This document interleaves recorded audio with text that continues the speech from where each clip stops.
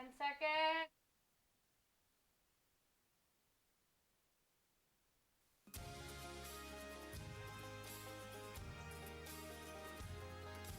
Good morning, Illini. I'm Addi Ippensen. Today is April 19th, and we are officially wrapping up Holy Week.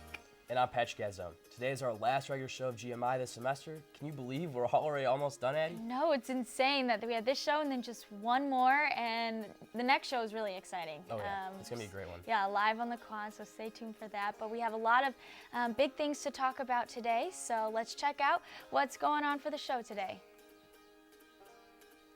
On today's show, we'll talk about the devastating fire at famous Notre Dame Cathedral. And then we Skyped in with a U of I student currently studying abroad in Paris. Later, we hear from a history professor about the cathedral's architecture. That and more coming up, so let's get this started. Good morning, Illini.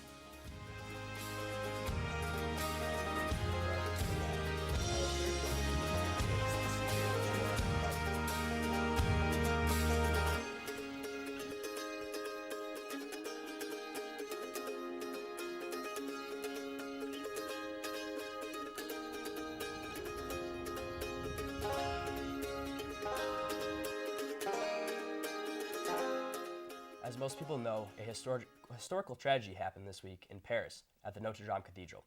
It went up in flames. Well, this is big news around the world. We wanted to see how people are handling the devastation here on campus. GMI headed to St. John's Catholic Newman Center to hear from a few students. Take a look.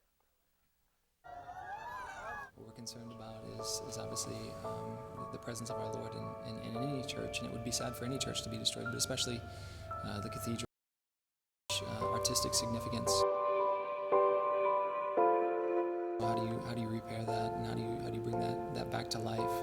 So certainly that history has been destroyed, but like all things in our faith, they're not things that destroy our faith. It's a world treasure, and most of my friends, Catholic, Christian, not, all see that this is a loss of kind of the best the Catholic Church has to offer. And that's really sad. It's been up and standing for 800 years, and it's gone through world wars, it's gone through plague and revolutions, and to go down as a fire, it was terrible, but hopefully they're going to rebuild it. The church was burned, but the most precious treasure was remained, right, which is the cross itself and the Blessed Sacrament, which is Jesus.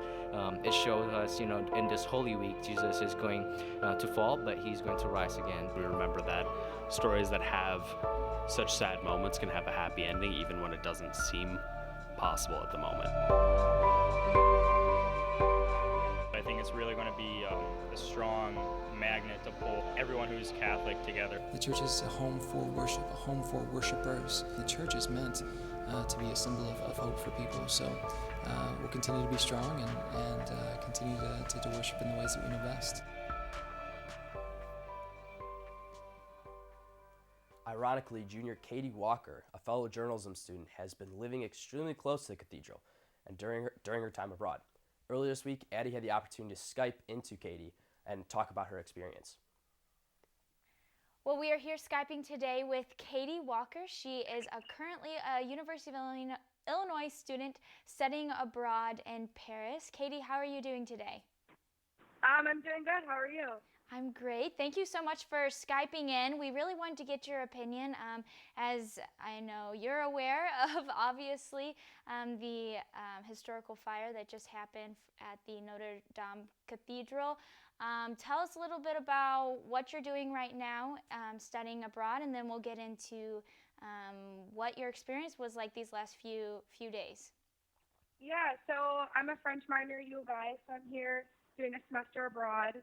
And I'm taking classes in French like art history and romanticism, and then I'm teaching English as well. Awesome, that's exciting. How's your studying abroad experience been so far? I love it. It's awesome. It definitely was a rough adjustment at first, but all in all, it's totally worth it. Awesome. Well, from our understanding, you were near the Notre Dame Cathedral on Monday. Can you talk just a little bit about your day, where you were, what you were doing when you found out? Yeah, so there's two islands in the center of Paris, and Notre Dame is on one island called l'Île de la Cité, and I live on the other island, l'Île de Saint Louis. So I was like a 50-step away walk from being able to see it right from the bridge. So I was actually asleep. I was taking a nap after class, and my professor called me to make sure that I was okay because he knew that I lived so close to the fire. And so I woke up when he called and decided I'd go take a look at it. So I walked outside to a safe location, and I got to see it with my own eyes, which was eerie because it was exciting and cool that I was a part of this big moment in history, but it was also very tragic. Yeah, absolutely. And what were you, I mean, you've been there for almost a semester now. What were you kind of feeling when you saw that, the smoke, and from what I know, you could see it from just about anywhere in the city. What was kind of going through your head when you saw that? Well, it was interesting. Everyone was silent around me, so most people were just amazed. It's not very often that you see a building on fire, especially one of that stature that's that large. So there was that going on, but everybody was just really quiet because it was just so sad. I mentioned I was taking art history courses here. There's a lot of artifacts and relics and history to that building. It's, I think, just over 800 years old, and it's just amazing to look at because you think about all the history that went into building it, and it was just sad to watch all of that go away. Yeah, absolutely. And during your time there, have you gotten the chance to go inside the cathedral? Have you been able to see it? Yeah, luckily I did. I went inside a couple of times, and it was beautiful. So yeah, I got to see it before, which was nice. Wow, yeah, exactly. And you said that obviously you were shocked. What are the locals feeling about this? People who have lived there their whole life, and this is just something that's part of their city or maybe part of their religion. What's kind of the overall vibe going on in the city right now? Yeah, it's interesting. Most of them are all just very sad, is what I would say. Like I said, they were all completely silent when we were watching it happen. There was kind of just a moment of shock. But I taught students today, and the little 12-year-old students that I teach that are French were asking me, making sure, did you get to see it before it was gone? Like making sure that I had memorialized it properly, So it's all just very sad.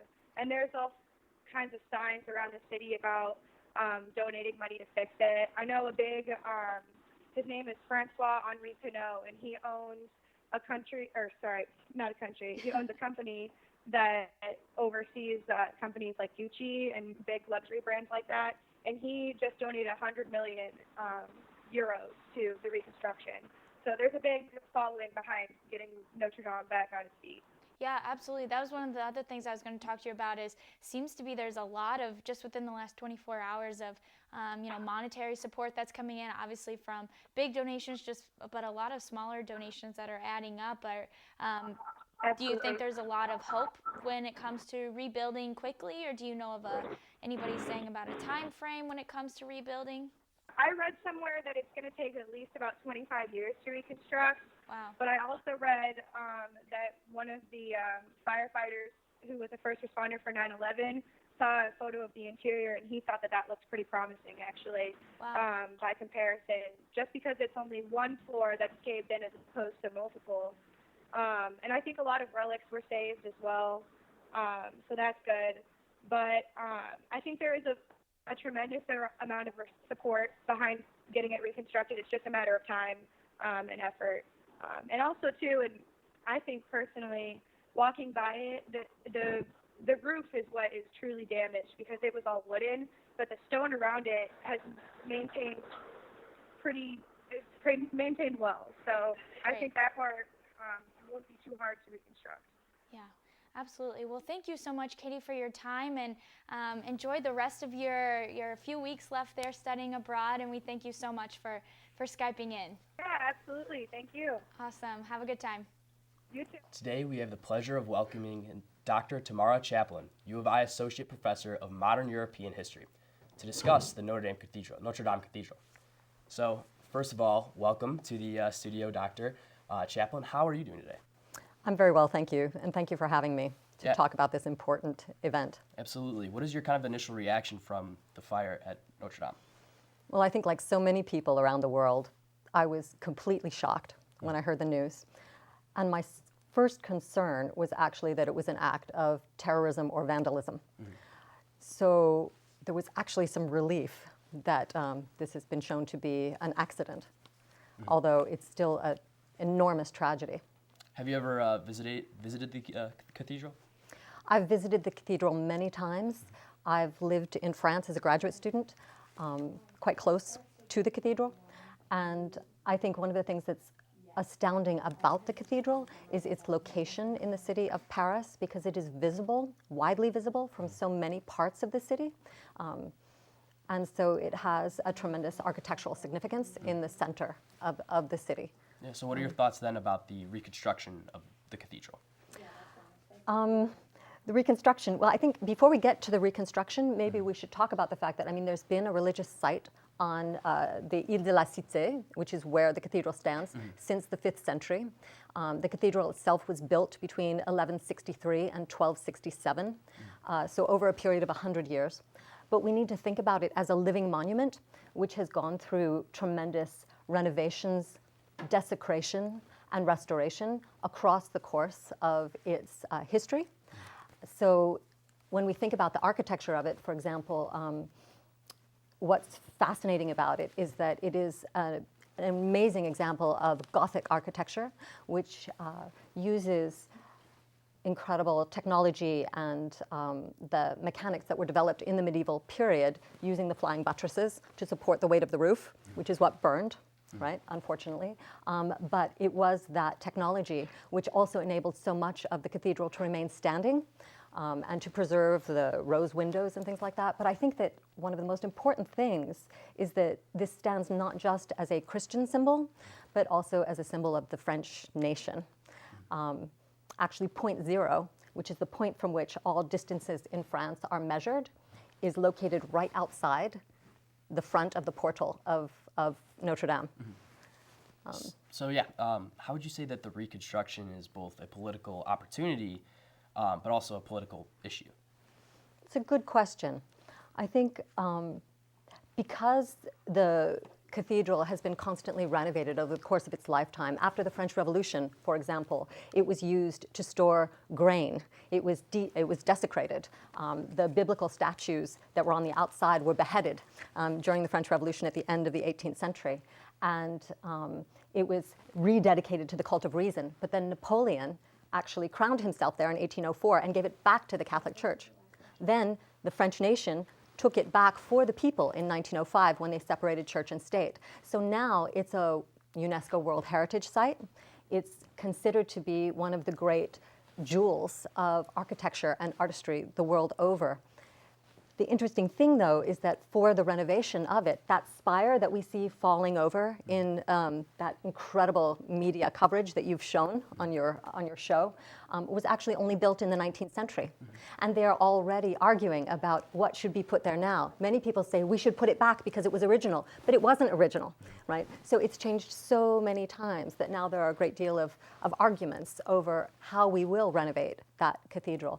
It's also an opportunity, I think, for the President of France, Emmanuel Macron, who has been very embattled by the protests, by the Gilets jaunes, the yellow vest movement, people who have been desecrating monuments in the capital because they are clamoring for better social support and lower taxes.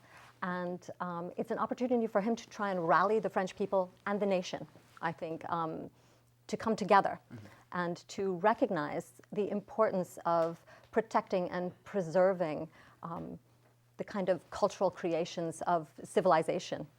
And I think in a moment where now we're really suffering from isolationism and a kind of fall into the degradation and a lack of valuing art and history, that's a really, really important moment and opportunity for him. Absolutely, and very devastating. Well, that's all the time we have today. Thank you for joining me. I really appreciate it. We'll send it outside with Chris Joe for today's weather. Thank you.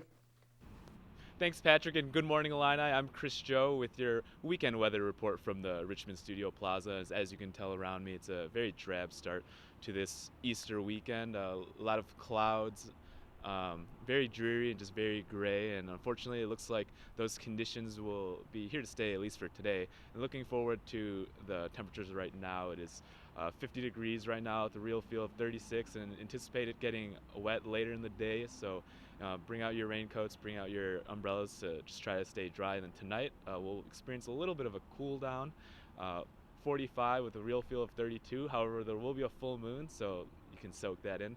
Personally, I'm going to be staying inside, looking forward to Game 3 of the Thunder versus the Trailblazers. But with that, and I'm going to have the full weekend forecast later in the show. And with that, I'll send it back to you in the studio.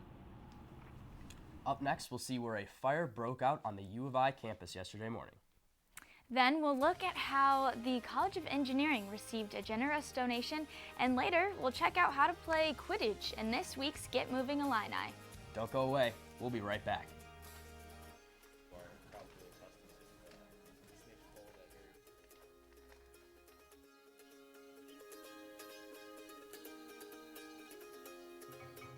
Me and my boy Matt had it good. He had catnip that was off the hook.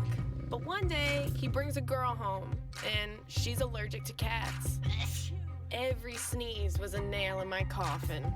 Now I'm in a shelter. It's decent, but they don't even have Wi-Fi.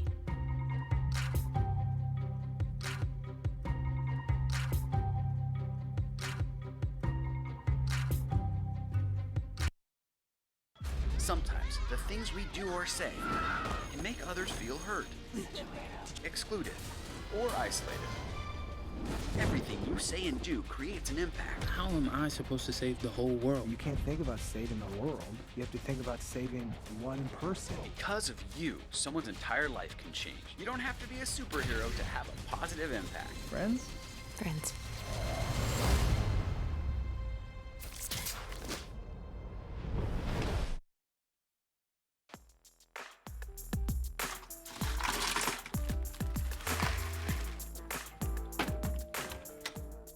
Thank you.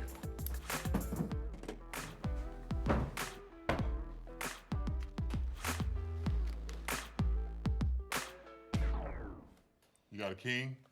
Go fish! It only takes a moment to make a moment. Take time to be a dad today.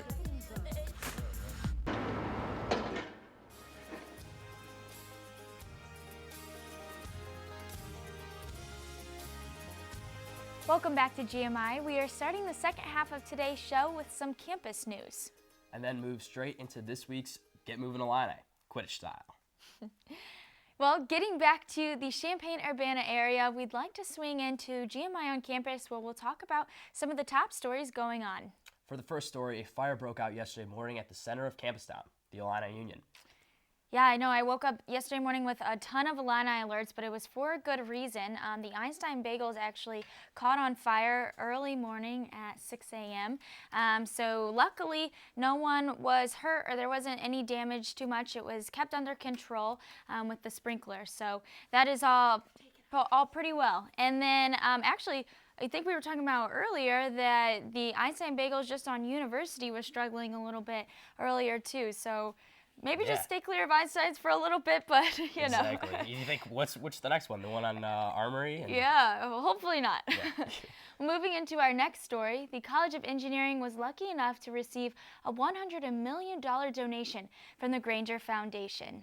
Yeah, now the College of Engineering will be the Granger College of Engineering, so a big movement from them, and that matches a donation made earlier. They made a total of $300 million to the university, so certainly was a good choice. Yeah, and we got to talk to sophomore student Omar Khan about his thoughts on the donation. I'll admit I was a bit surprised at first because I know, but I think it's still like a nice thing because the Granger Foundation has done a really nice thing with the College of Engineering. U of I leaders plan to use the gift to strengthen the college's funding and future initiatives. Next up, the Illini Union hosts many events throughout each week, including a job fair. The Union hosts events every year where students can look for jobs for upcoming summer and for next semester.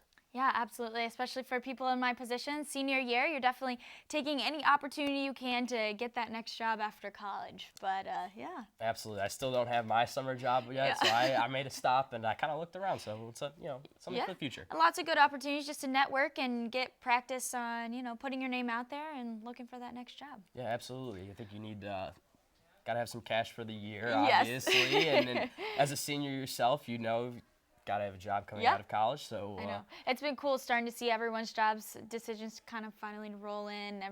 Everything's gonna work out. Yeah, you think everyone had all that hard work all year. Yep, absolutely. Well, for our final story, we check out the Illini football's orange and blue game to test out how their spring preparation has paid off. The team separated into 2 teams for the scrimmage, Team Buckus and Team Grange.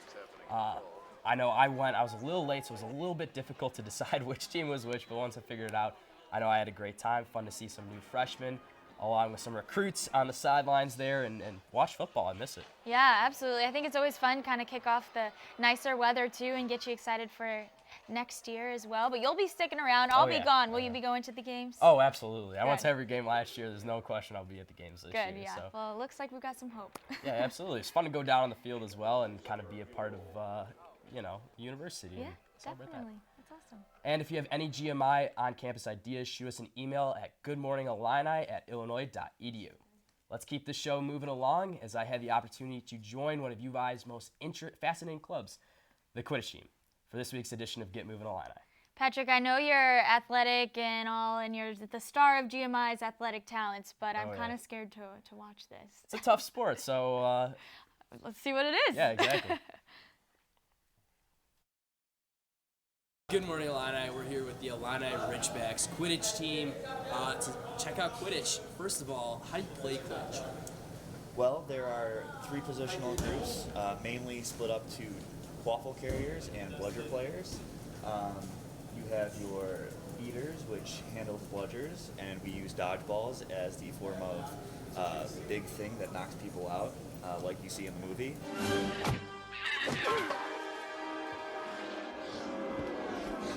And then the quaffle is just the volleyball, which you score through the group as you can see, and chasers and keepers are all the only ones allowed to handle that.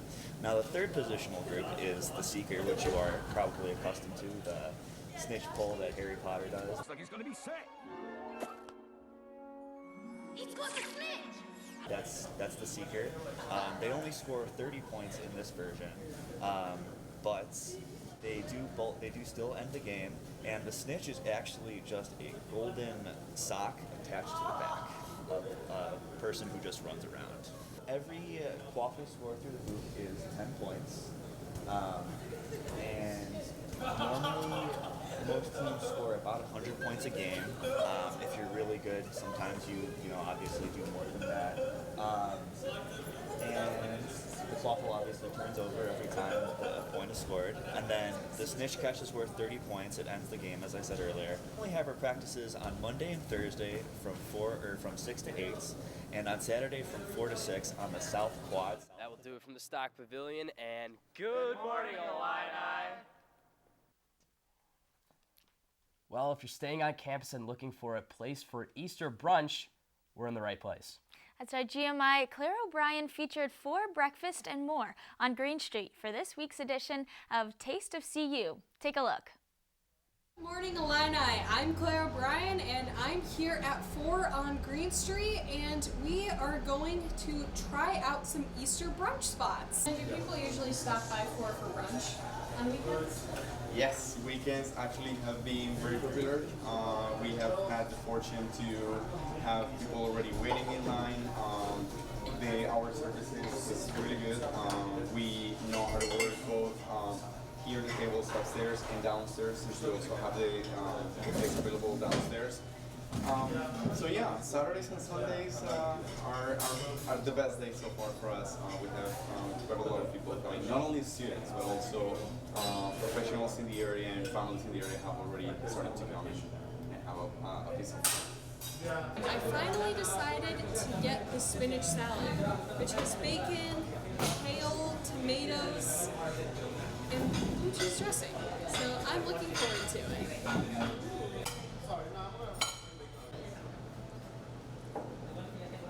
After enjoying a really delicious salad, I think this would be a wonderful spot to enjoy Easter brunch, and I hope you will enjoy it too. Good morning, Illini!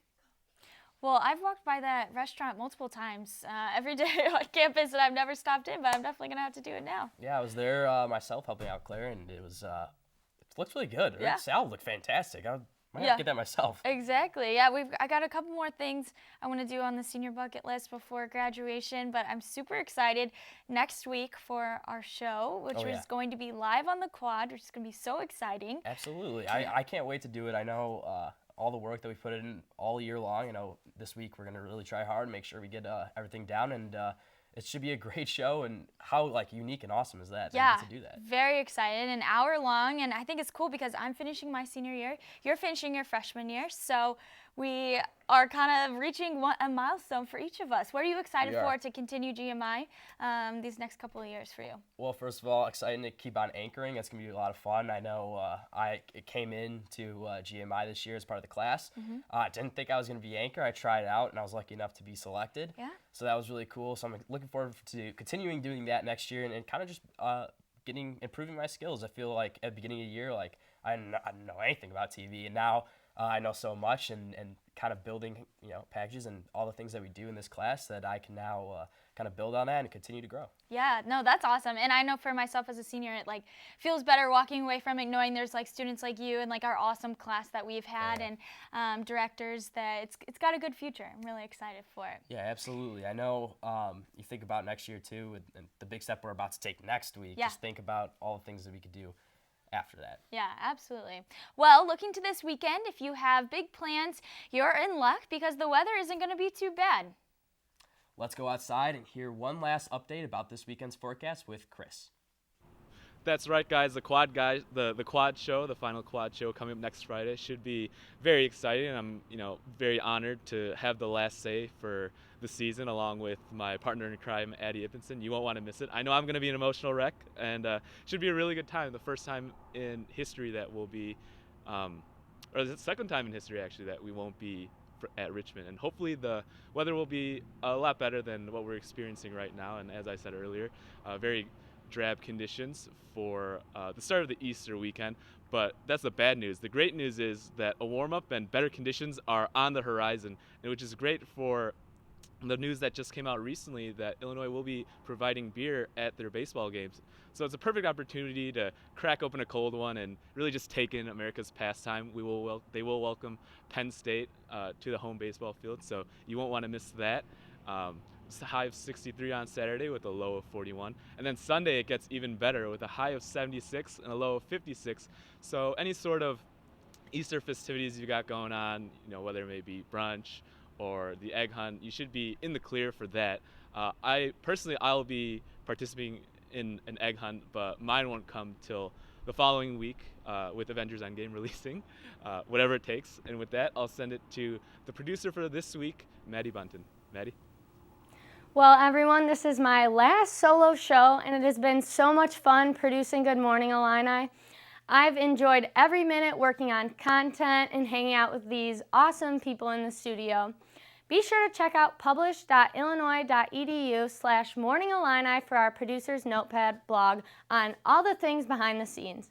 You can also learn more about our show and all the success our alumni are having on that website. Last but not least, come out and be part of our live audience next week for our final hour-long show on the quad. It's going to be great. Now back to you guys to wrap things up. Awesome. Thank you, Mady. And yeah, nice and a big shout out to all of our producers. They've worked so hard. Everything that you see that makes us look good on camera is all of their hard work.